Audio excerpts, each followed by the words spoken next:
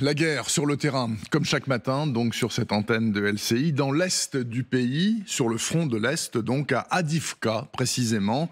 2000 habitants survivent toujours actuellement dans une poche urbaine très largement détruite et quasiment, presque totalement encerclée par l'armée russe.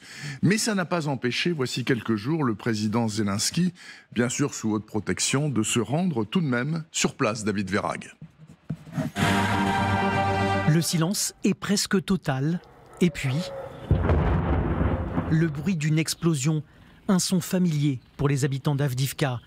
La ville n'est qu'à 13 km de Donetsk, la capitale régionale aux mains des forces pro-russes. C'est donc un objectif stratégique pour Moscou. Depuis des mois, c'est l'un des points les plus chauds de la région, âprement disputé entre les Russes et l'armée ukrainienne. Résultat, Avdiivka n'est plus qu'un champ de ruines, d'immeubles détruits et de rues désertes. Sur les 30 000 habitants avant la guerre, seuls 2000 sont restés malgré tout, refusant de quitter leur environnement. Les gens ont gagné et construit, et tout perdre d'un coup. Imaginez une personne âgée essayant de restaurer quoi que ce soit. Une machine à laver coûte aujourd'hui environ 12 000 grivnas. Ça fait 300 €. À l'entrée du centre de volontaires, la liste des équipements disponibles. Douche, eau courante, internet. À l'intérieur, de l'électricité, un abri temporaire et de la solidarité.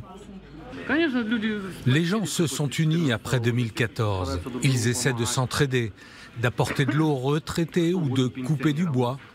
Des soldats m'ont aidé récemment et m'ont apporté 40 litres de diesel. L'autre lieu de vie, c'est ce magasin. Quelques boîtes de conserve, des fruits et légumes frais. Les habitants s'y retrouvent quand les armes se taisent un instant. Les gens viennent ici en courant. S'il y a un peu de calme, ils viennent.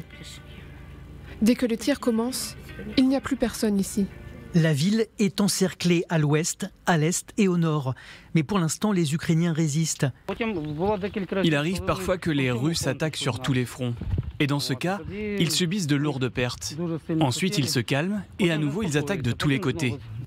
Malgré les échecs, l'encerclement russe se poursuit jour après jour et la contre-offensive ukrainienne n'est pas encore lancée.